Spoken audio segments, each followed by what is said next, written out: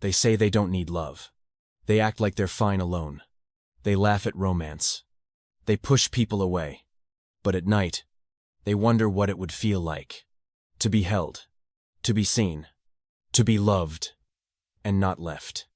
Some people don't hate love. They fear it. They crave connection, but protect themselves from it at all costs. So they push. They run. They pretend not to care.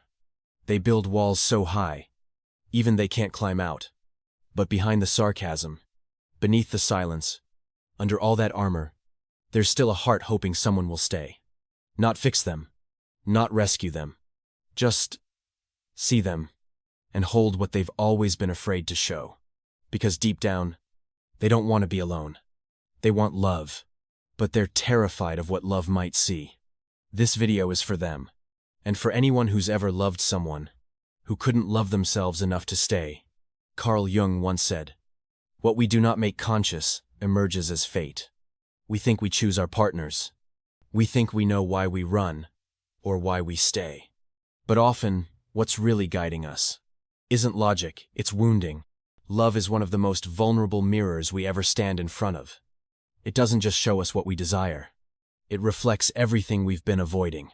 The shame we never voiced. The rejection we never healed. The part of us we were told is too much.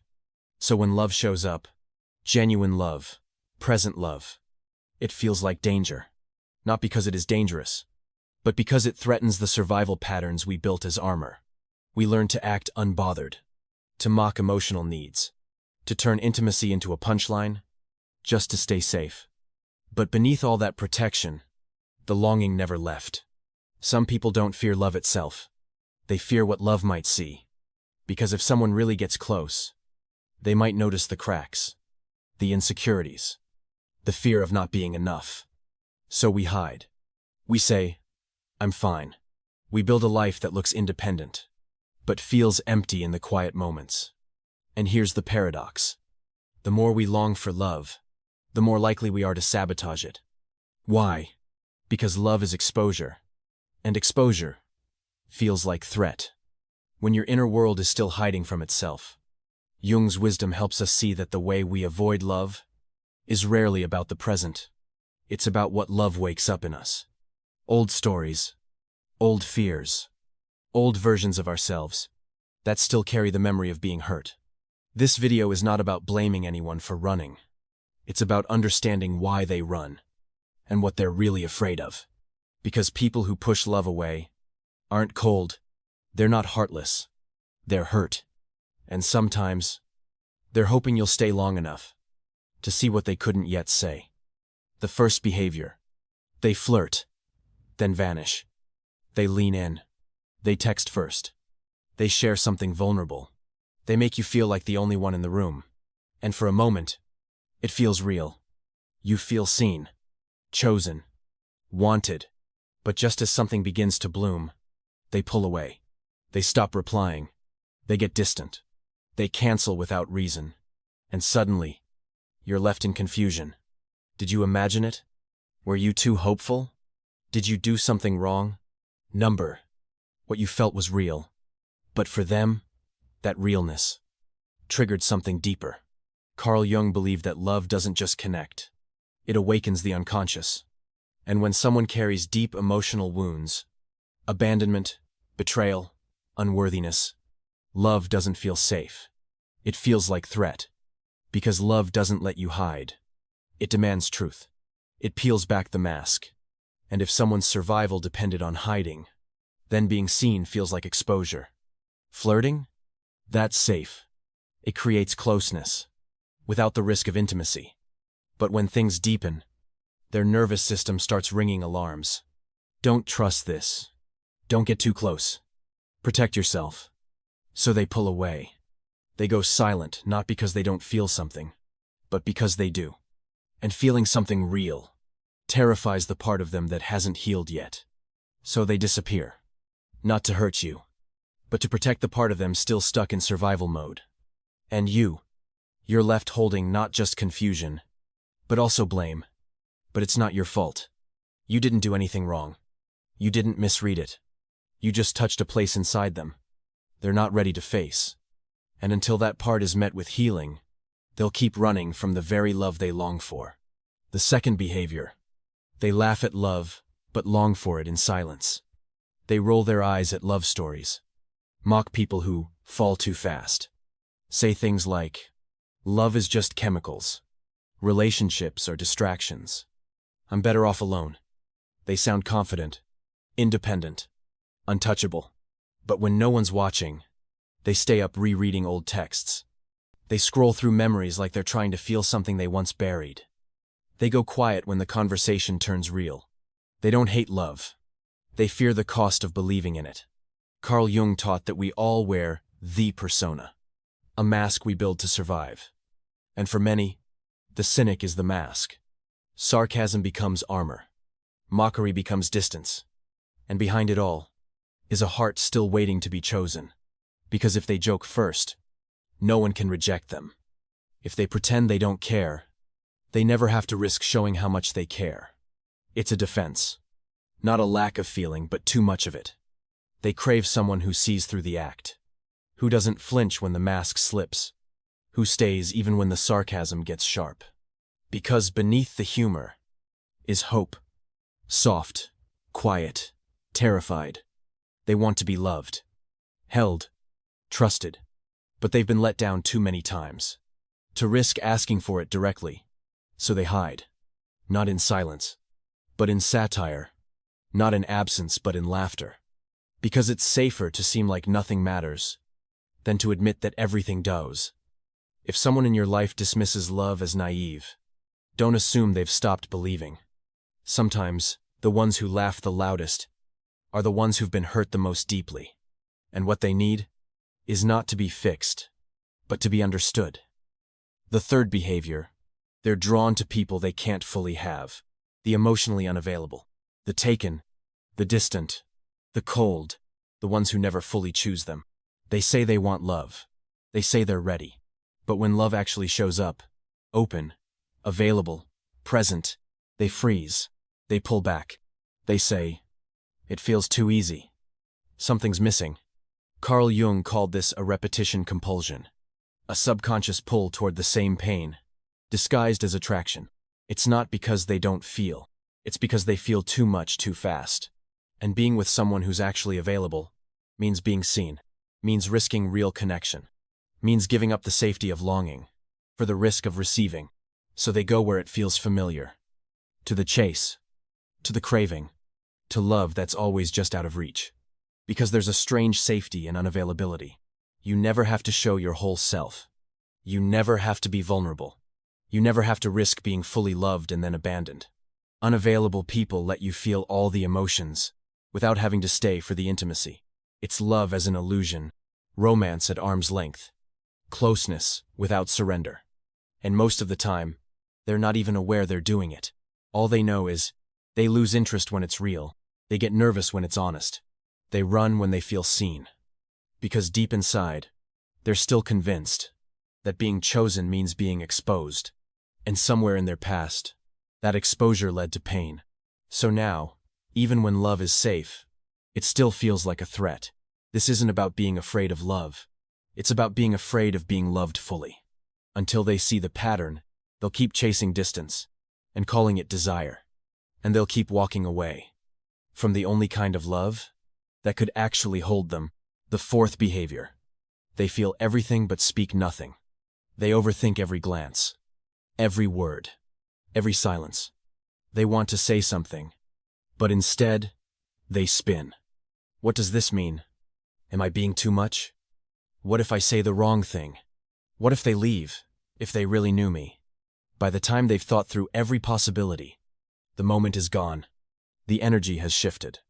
The opportunity for connection fades. And again, they say nothing. Carl Jung once said, "Until you make the unconscious conscious, it will rule your life, and you will call it fate." For many people, the mind becomes a shield for a heart that's been wounded. It's not that they don't feel. They feel too much. And that's what scares them. They've learned that vulnerability comes with consequences. Judgment, dismissal, rejection. So they stay quiet. Not because they don't care, but because they care deeply and don't know if it's safe to show it. They write messages they never send. They rehearse conversations that never happen. They imagine what they would say. If only they were braver. But overthinking wins. Again, and silence becomes their story. They build entire emotional worlds inside themselves, but never give anyone the map to enter. What they long for most is to be heard, to be seen, to be understood. But they've convinced themselves that their truth is too much, or that no one would stay if they shared it. So they hesitate. They edit themselves. They shrink what they feel into quiet nods and small smiles. And slowly, that disconnection becomes their norm. Not because they want to be alone, but because they're afraid of being exposed in togetherness. It's not coldness. It's fear. And sometimes, the deepest thing they're hoping for is this: please see me, even when I can't find the words to say it. The fifth behavior: they push you away, just when you're starting to matter. Everything seems fine. The connection is building. There's ease. There's trust. There's rhythm. And then, the shift. They pull back. They get cold. They say they're busy. They create distance where there was once closeness. And you're left spinning. What did I do? What changed? The truth? Nothing changed. You just got close enough to touch their fear. Carl Jung believed that when love reaches into the places where pain still lives, the unconscious doesn't always celebrate. It protects. Because for someone who's been hurt by closeness, closeness doesn't equal safety. It equals danger, exposure, risk, loss of control. So when they feel love approaching, their nervous system goes into survival mode. Not because they don't care, but because they care so much. They don't know what to do with it. They panic. They sabotage. They run. They end things early, so they don't have to experience the pain of being left later. It's the emotional version of flinching. They strike first, to avoid being struck. And often, they don't even realize they're doing it. They just feel overwhelmed, like love is too much, like closeness is suffocating, like their safety is slipping away. So instead of saying, "I'm scared you'll leave," they say, "I need space. I'm not ready." Or worse, they go silent. But underneath that silence isn't disinterest. It's fear. Fear that if they let you all the way in, you'll see the parts they've spent a lifetime hiding. And maybe you'll leave too. So they run first. Not from love, but from the risk of being loved and then abandoned. And if this happened to you, it hurts. But it wasn't rejection. It was reflex. A reflex from a heart still healing. A heart that wants to trust, but hasn't felt safe enough to try.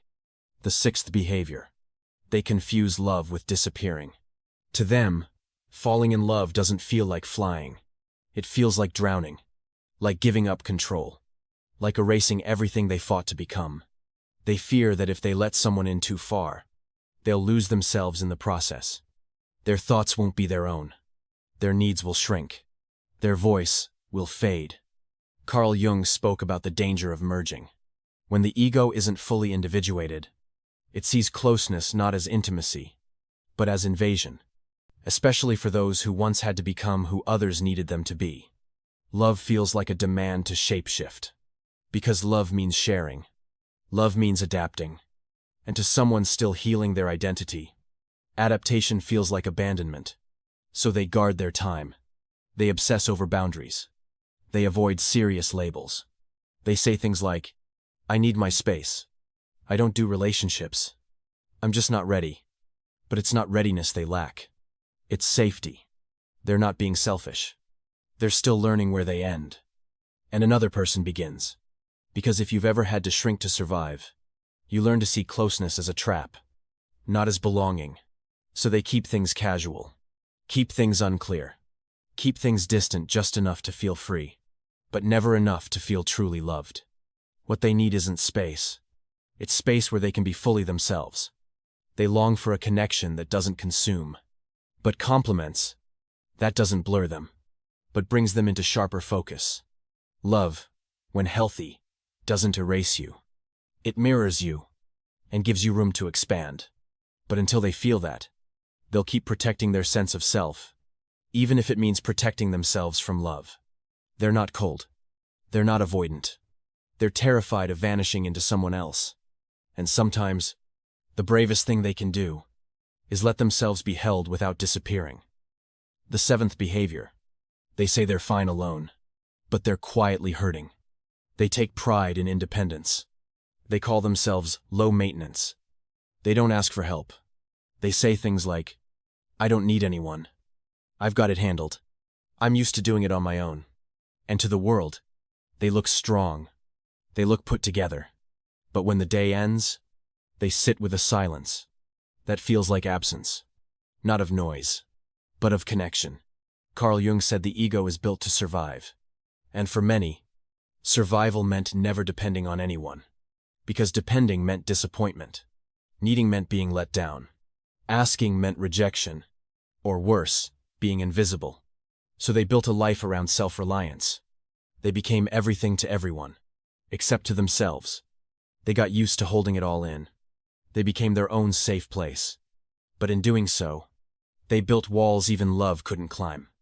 And now, when love shows up, they don't trust it. They brace for the moment it leaves. They fear that receiving means losing control. So they smile through pain. They distract through busyness. They bury longing under checklists and achievements. But at night, the armor cracks. They scroll through photos. They miss people they pretended didn't matter. They wonder if anyone ever truly saw them. Behind the mask of, "I'm okay." This isn't pride. It's protection. A heart that stopped asking because it got tired of not being met. And if you know someone like this, don't push. Don't fix. Just stay. Because what they need isn't someone to save them, but someone who proves they're worth staying for. They don't want to do it all alone. They just stopped believing anyone would stay long enough to help them carry it. Now that you've seen these behaviors, you might be wondering, why would someone want love and yet reject it? Why long for connection, but run from closeness? Carl Jung gave us a map for this paradox. He believed that when a person has been wounded in love, that wound doesn't disappear. It goes inward. It becomes part of the shadow self, the unconscious space where we hide pain we never felt safe enough to face. And the shadow doesn't stay quiet. It speaks in behavior, in overthinking, in detachment, in choosing emotionally unavailable people again and again. Because the ego tries to protect the heart, it builds masks. The cynic, the flirt, the lone wolf, the strong, independent one who doesn't need anyone. But underneath those personas is the same thing. Fear. Fear of being left. Fear of being not enough. Fear that if they let someone in, they'll lose control. So they build walls. Not to keep you out, but to keep their wounds in. Jung said, "What we resist persists." And that's the trap. The more we avoid vulnerability, the more it silently leads us. So we love halfway, run before it gets real, sabotage intimacy before it sees too much. But it's not just avoidance. Jung also spoke of projection, the unconscious act of placing unresolved pain onto others. When someone hasn't healed, they mistake love for control, closeness for danger, kindness for manipulation. They see danger where there is safety, rejection where there is care, because their nervous system is still reacting to the past, even when the present is safe. So they back away, not from you, but from the part of themselves that still feels unworthy of being held. That's the heartbreaking truth. Many of these behaviors aren't conscious choices. They're patterns, automatic, learned through survival. That's why love, for some, feels more like fear than freedom. We can't fix this with logic, because it isn't about logic. It's about what Jung called integration, the act of bringing the unconscious to light, not to fix it, but to understand it. Healing begins when we meet our defenses with curiosity, not shame. When we ask, what part of me still feels unsafe? What memory is this wall protecting? Because behind every wall is a story, and behind that story is someone who still hopes to be loved, just safely. Love doesn't fix the shadow, but it gives it a place to be held. Sometimes healing isn't dramatic. Sometimes it's quiet. A pause before pulling away. A deep breath instead of shutting down. A small moment of honesty when you used to hide. Healing starts in the quiet, when we stop running, not just from others, but from ourselves. When we allow even the scared parts of us to be seen. Because those parts aren't broken. They're protecting. And protection is just love in disguise. So if you see yourself in any of this, don't rush to fix. Don't force it. Just start noticing. Start listening. And start meeting your heart with what it's always needed most. Compassion. Because love doesn't require perfection. It requires presence. The courage to show up.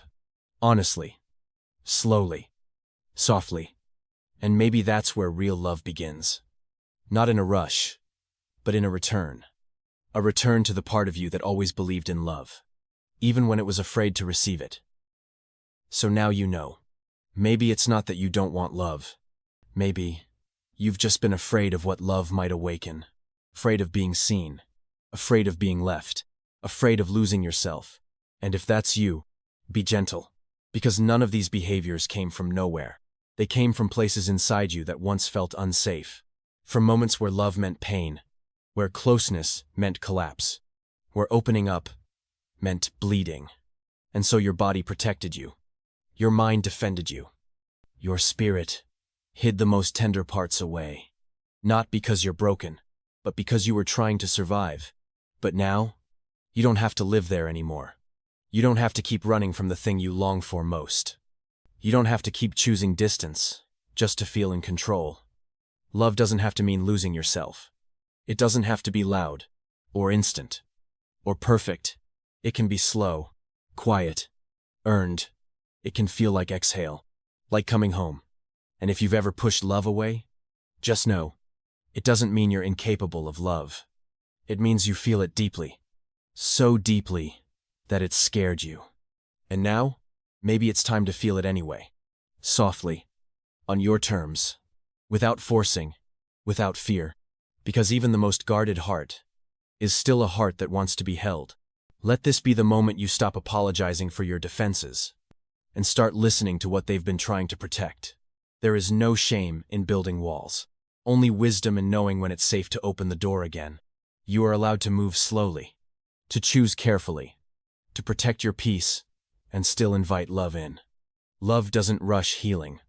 It meets you where you are and stays. So if someone tries to love you gently, let them. If your heart softens around their presence, trust that. Because love isn't something you earn by being perfect. It's something you receive when you're finally ready to let yourself be known. Even the scared parts, even the hidden ones, especially them. You don't need to be completely healed to be held. You just need to be willing to be real. And maybe, for the first time, that's enough. You're enough.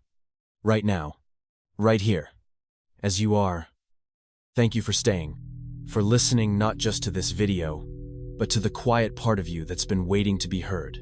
If something here touched you, if a line stayed with you, then maybe this wasn't just content. Maybe it was a mirror.